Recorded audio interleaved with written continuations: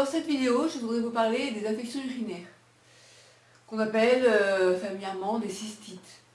Lorsqu'on souffre de sclérose en plaques, on peut être confronté à des troubles urinaires et l'infection urinaire en fait partie.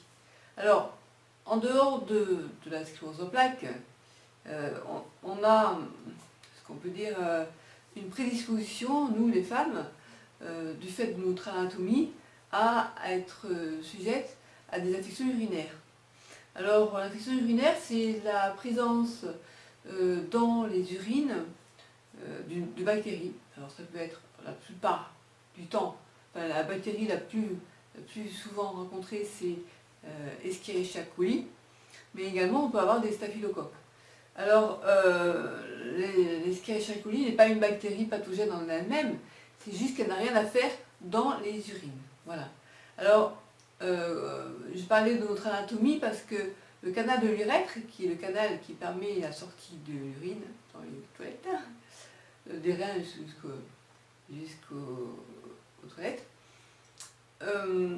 est un canal qui est très proche donc du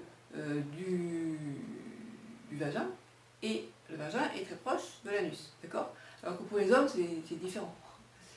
Et donc, on peut avoir des migrations de bactéries, on a des bactéries dans la vagin, on a ce qu'on appelle la flore bactérienne vaginale, et on a également des bactéries, là, plus à type de staphylocoque, au niveau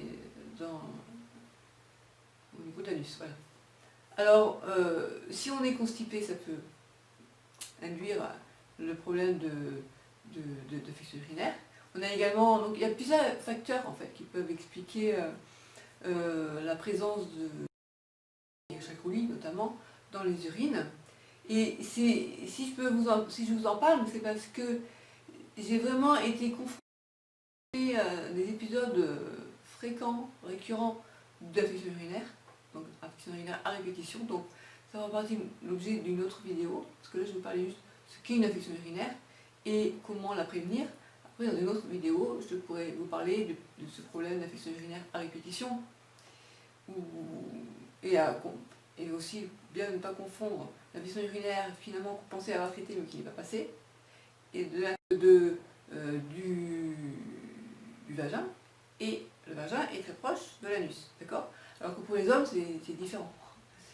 Et donc, on peut avoir des migrations de bactéries, on a des bactéries dans la vagin, on a ce qu'on appelle la flore bactérienne vaginale, et on a également des bactéries, là, plus à type de staphylocoque, au niveau de l'anus, voilà.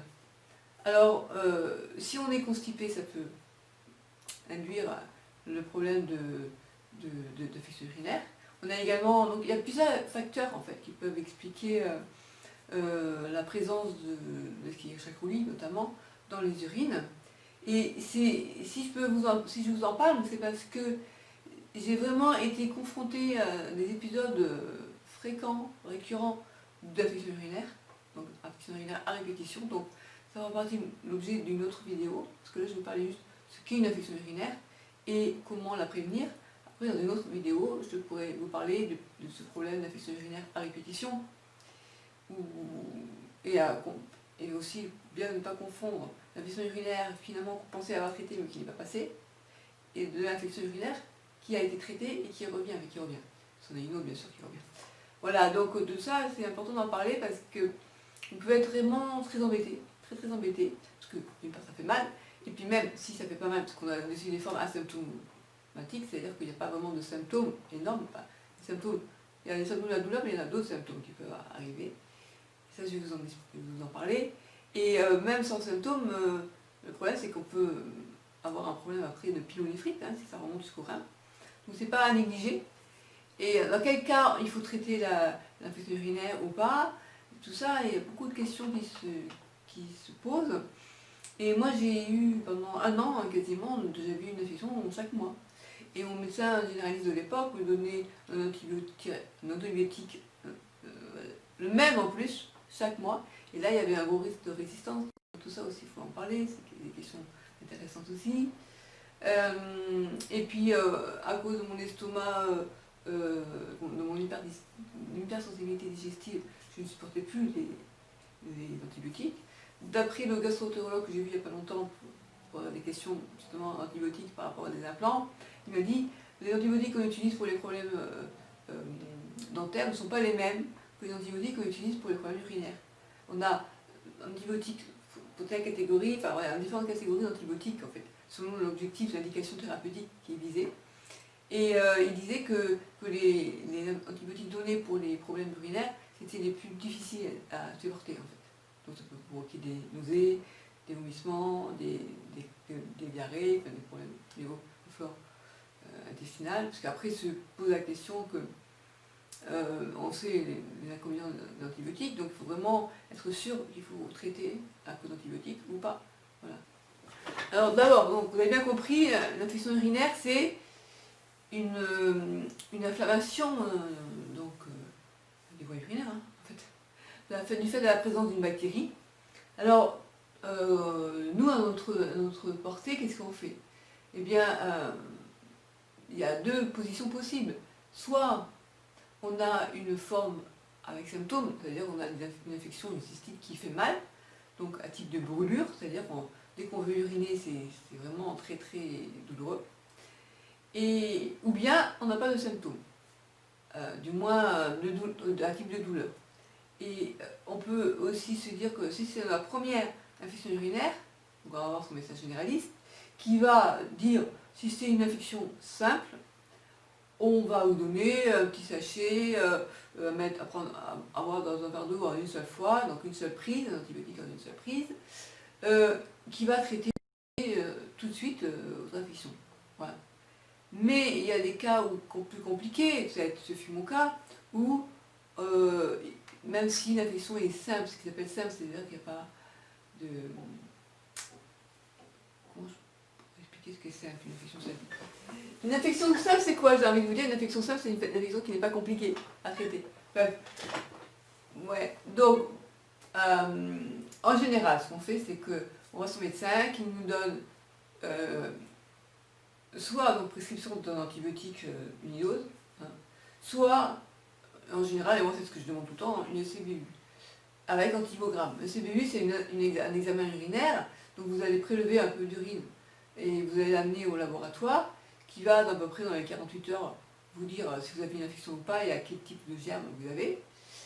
Et là-dessus, par rapport à l'antibiogramme qui aura été listé, eh bien, il vous dira quel traitement prendre. Donc vous avez notamment, vous avez chaque antibiotique qui est noté, la bactérie est résistante ou non. Voilà. Et si on traite mal une personne, eh bien avec le temps on peut créer des résistances. Et ce qui était mon cas, puisque mon médecin me donnait toujours le même, parce que moi, c'est celui-là que je supportais en fait. Voilà, alors pour les personnes qui n'ont pas de symptômes typiques avec douleur, hein, on peut avoir d'autres symptômes, c'est notamment, moi, comment je m'en rends compte. Déjà, on va avoir des urines un peu troublées, voilà, un peu troubles. Hein. C'est pas, normalement, les urines, elles sont claires, hein. Bon, elles sont un peu jaunes, mais elles sont claires. Et là, dans les périodes où on a une infection, elles sont un peu troubles, on peut avoir présence de sang aussi dedans, elles peuvent sentir vraiment particulièrement mauvais. Et alors moi, l'un des signes qui me fait dire que là je suis en infection urinaire, c'est la nuit. La nuit, je me lève une fois, 2 fois maxi. Et si je me lève 3, 4, 5, 6 fois dans la nuit, là je dis ah là j'ai une infection urinaire. Voilà, en gros. Hein. Donc ça c'est un bon signe pour moi. Et puis je me sens pas bien, on sent pas bien, on se sent un peu irrité, c'est sensible quoi en bas. Et des fois on ne sait pas toujours est-ce que c'est gynécologique ou bien urinaire, c'est pas toujours évident. Hein. C'est pas toujours évident, dans le doute, on fait passer l'examen, le CBU. Alors voilà comment on fait ce qu'est une infection urinaire et comment on doit réagir, donc voir son médecin traitant qui va nous prescrire un examen urinaire pour être sûr que c'est bien une CBU, parce qu'il y a des fois où il y en a qui veulent traiter sans même savoir quelle est la bactérie en cause. Moi je préfère être sûr parce que les espèces de bandelettes là qu'on teste, ça ne marche pas toujours, hein, c'est pas très fiable, je dirais. Voilà, quoi dire de plus? Et puis ça m'est arrivé une fois, le médecin me dit prenez ça, et moi comme je suis très sensible aux antibiotiques, j'avais dit non. j'ai fait faire une SCBU, et au final, heureusement, parce que la bactérie était insensible à l'antibiotique qu'il me donnait, donc ça aurait été inutile, j'aurais pris un antibiotique pour rien. Donc, et pour éviter le problème de résistance à l'antibiotique, on va éviter de prendre un antibiotique qui ne convient pas. Moi j'ai eu le cas aussi où j'ai pris un antibiotique, sur 5 jours, ça n'a pas suffi.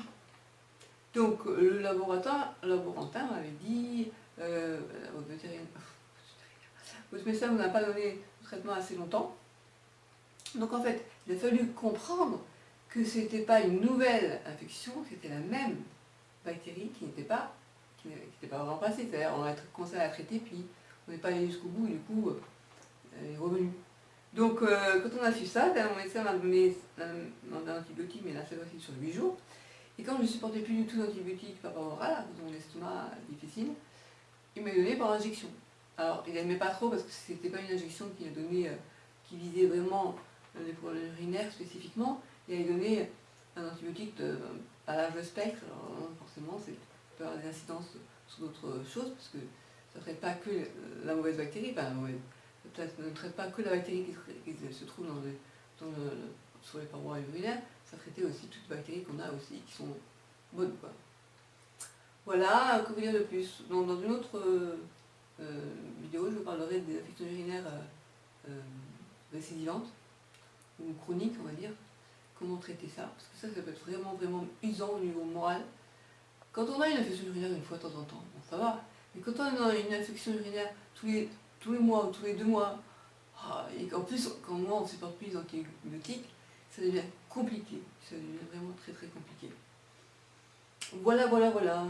N'hésitez pas si vous avez des sujets de vidéos que vous voudriez que je vous présente sur le site. Si vous avez aimé ou vous voulez partager la vidéo, si vous pensez à d'autres personnes qui pourraient être intéressées. Et voilà, et je vous dis à bientôt, et je vous les souhaite.